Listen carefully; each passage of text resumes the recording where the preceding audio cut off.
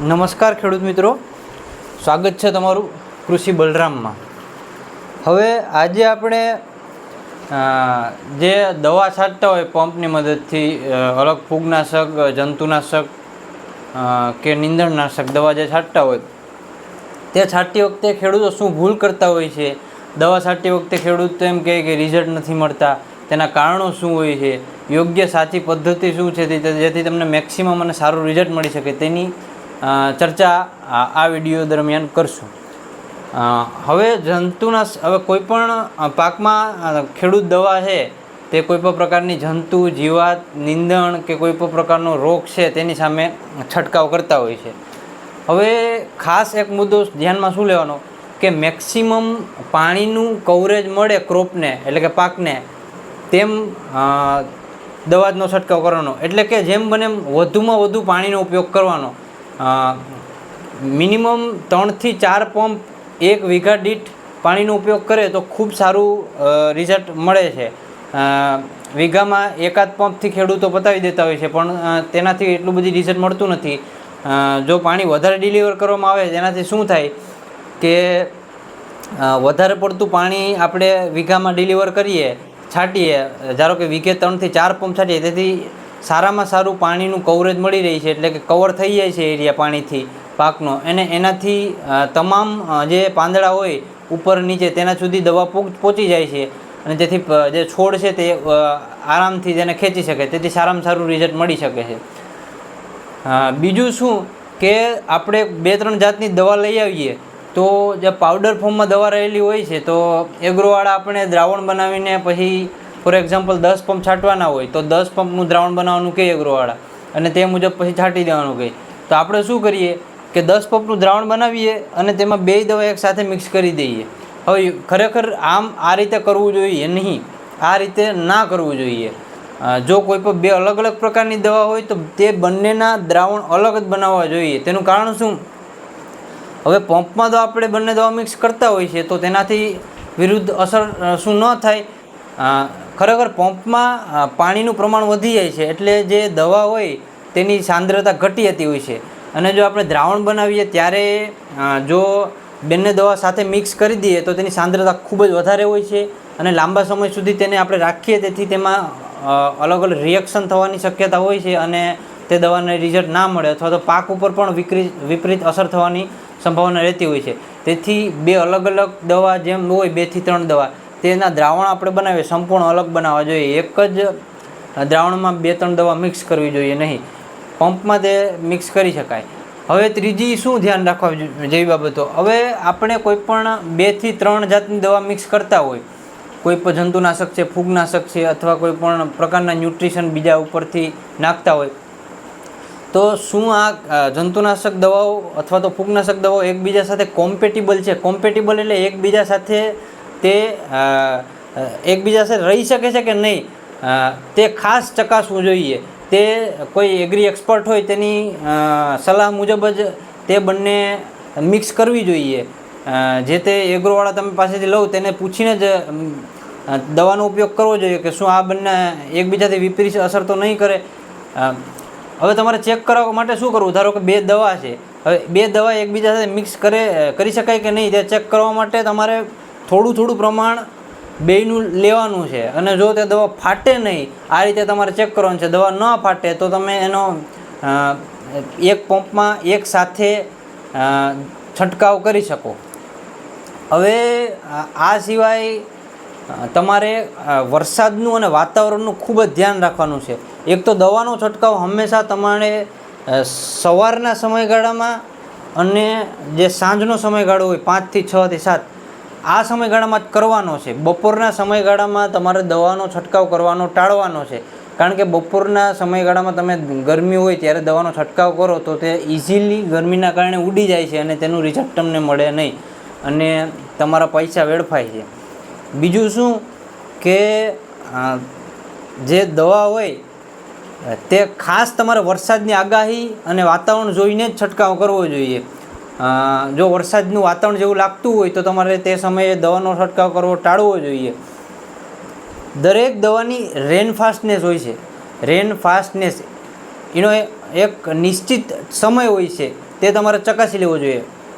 ધારો કે કોઈ એક દવા છે તેની રેન ફાસ્ટનેસ છે 4 કલાક છે, એનો મતલબ એવો થાય કે તે દવાના ઉપયોગ પાક ઉપર કરી લીધા પછી જો 4 કલાકની અંદર વરસાદ આવવો જોઈએ નહીં. 4 કલાકની અંદર જો વરસાદ આવી જાય તો તેનું રિઝલ્ટ તમને મળતું નથી. 4 કલાક પછી જો વરસાદ આવે તો તેની વિપરીત અસર થતી નથી. એમ કોઈ પણ બીજી દવા હોય તો તેની રેન ફાસ્ટનેસ 2 કલાક છે તો તે 2 કલાક સુધી જ વરસાદ ન આવવો જોઈએ, તેવી રીતના એનું હોય છે. એમ તમામ જે દવા તમે છંટકાવ કરતા હોય ને જો વાદળછાયું અથવા તો વરસાદવાળું વાતાવરણ લાગે તો તમે તે દવાનું રેન ફાસ્ટનેસ પીરિયડ ચકાસી અને યોગ્ય મુજબ વરસાદ ન આવે તેવી રીતના દવાનો ઉપયોગ કરવો જોઈએ. હવે આ સિવાય જો વરસાદી વાતાવરણમાં દવાનો છંટકાવ કરતા હોય તો તમારે સ્ટીકર સ્પ્રેડરનો ઉપયોગ કરવો જોઈએ. જે સ્ટીકર હોય તે દવાને જે પાન છે તેની સાથે વ્યવસ્થિત ચોંટાડી રાખે છે અને ધોવાઈ જતાં અટકાવે છે. તેથી આ તમારો એક એફિશિયન્સીમાં વધારો કરે છે. હવે આ સિવાય માર્કેટમાં જે ડુપ્લિકેટ દવાઓ આવતી હોય છે તેનાથી બચવું જોઈએ. તમને ડુપ્લિકેટ દવાનો ઉપયોગ કરો તો રિઝલ્ટ પણ નહીં મળે અને તમારા પૈસા પાણીમાં જાય છે. હવે આ સિવાય જે દવાનો ડોઝ હોય છે તે નિશ્ચિત નક્કી હોય તેટલો જ રાખવો જોઈએ. ધારો કે કોરાજન છે 3 થી 5 ml તેનો જે ડોઝ રાખવાનો એક પંપમાં, તો તેથી ઓછો બને ઓછો રાખશો તો રિઝલ્ટ નહીં મળે અને વધારે રાખશો તો એ તમને રિઝલ્ટ નહીં મળે. તે સિવાય જો તમે 5 ml ની જગ્યાએ 10 ml નાખશો તો રિઝલ્ટ તો મળશે જ નહીં, પણ તમારા જે પૈસા છે તે પણ પાણીમાં જશે. એક પંપ ધારો કે એનો 70નો થતો હોય 80નો થતો હોય તે તમને 150ની આજુબાજુ પંપ તો પડશે જ, પણ એનું રિઝલ્ટ પણ નહીં મળે. તેથી જે દવાનો યોગ્ય વપરાશ જેટલો એનો ડોઝ હોય નિશ્ચિત એટલો જ રાખવો જોઈએ, કારણ કે એ બધી પ્રમાણિત થઈને જ આવતો હોય કે આ ડોઝે તમને સૌથી સારા રિઝલ્ટ મળશે એટલે એ ડોઝ જ વાપરવો જોઈએ. વધારે ઓછો તમારી રીતના વાપરવો જોઈએ નહીં. અને જે 2-3 દવા તમે દવા અલગ અલગ મિક્સ કરતા હોય તો એ કોઈ પણ એક્સપર્ટ હોય તેની સલાહ લઈ અને પછી જ મિક્સ કરવી જોઈએ. હવે આ સિવાય એક વસ્તુ એક્સપાયરી, દવાની એક્સપાયરી ડેટ હોય છે તે ખાસ ચેક કરીને જ કોઈ પણ એગ્રોની દુકાનેથી તમારે દવા લેવી જોઈએ. અને તમે દવા મિક્સ છાંટતા હોય અને તમારા ઘરમાં જૂની દવા પડી હોય તો ખાસ કરીને તેની એક્સપાયરી ચેક કરી લેવી જોઈએ. જો એક્સપાયરી હોઈ ગઈ હોય અને તમે એનો દવાનો ઉપયોગ કરશો તો તમારે પાક ઉપર વિપરીત અસર થવાની પૂરેપૂરી સંભાવના છે. એટલે જો જૂની તમારા ઘરમાં દવા પડી હોય તો તેનો એમને ઉપયોગ જોયા વગર ન કરવો જોઈએ. કોઈ એગ્રી એક્સપર્ટની સલાહ મુજબ તેનો ઉપયોગ કરવો જોઈએ અને એક્સપાયરી કોઈ પણ વસ્તુને જે ખાસ ચેક કરવી જોઈએ.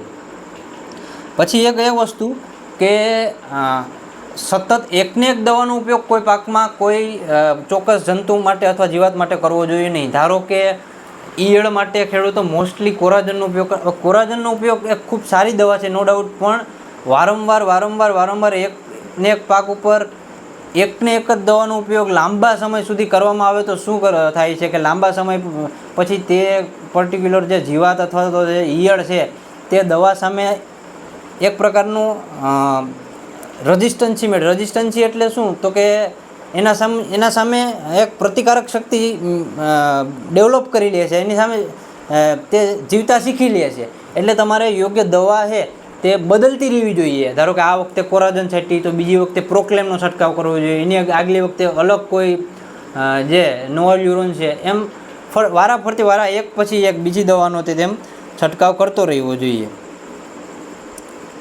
હવે એક ખાસ ધ્યાન રાખવું જોઈએ કોન્ટેક અને સિસ્ટેમિક, આ બંને દવાનો તમે મિક્સ કરી અને છંટકાવ કરો તો સારા રિઝલ્ટ મળે છે. અને ક્યારે કઈ દવા છાંટવી એ પણ તમારે ખાસ જોવું જોઈએ.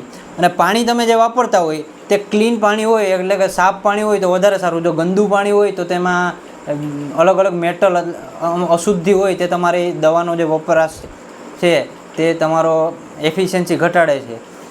આ સિવાય તમારે ફ્લાવરિંગ સ્ટેજે કોઈ પણ પાકનું એક ફ્લાવરિંગ સ્ટેજ હોય ત્યારે મોસ્ટલી સેન્સિટિવ શું હોય, ફ્લાવરિંગ સ્ટેજે પોલિનેશન કરાવવા માટે બહારથી જે અમુક મધમાખી છે તે અને આપણા ફાયદાકારક અમુક કીટકો છે આવતા હોય છે. તેથી આ સમયે મેક્સિમમ જેટલી બને એટલી ઓછી જંતુનાશક દવાનો ઉપયોગ કરવો જોઈએ. અને એવી જ દવા વાપરવી જોઈએ કે જે મધમાખી છે અને જે પોલિનેટિંગ એજન્ટ છે એટલે કે જે પરાગનયન કરાવે છે પાકમાં, જે આપણા ફાયદા કરાવતા કીટક છે. આ સિવાય બીજા અમુક કીટકો છે કે જે બીજા અમુક જે હાર્મફુલ જે હોય સફેદ માખી છે કે જે ચૂસિયા છે એને ખાય છે, જેમ કે આ ડાળિયા છે, તો આવા બધાય કીટકોને નુકસાન ઓછી કરે એવી દવાનો વપરાશ કરવો જોઈએ. જેમ કે સિન્થેટિક પાયરેથ્રોઇડ્સ એક દવાનું ગ્રુપ છે, એનો દવાનો છંટકાવ તમારે જેમ બને એમ ઓછો કરવો જોઈએ, અને ફ્લાવરિંગ સ્ટેજ હોય તો હાવ ઓછો જ કરવો જોઈએ, કારણ કે તે વધારે પડતું તમારે નુકસાન કરે છે.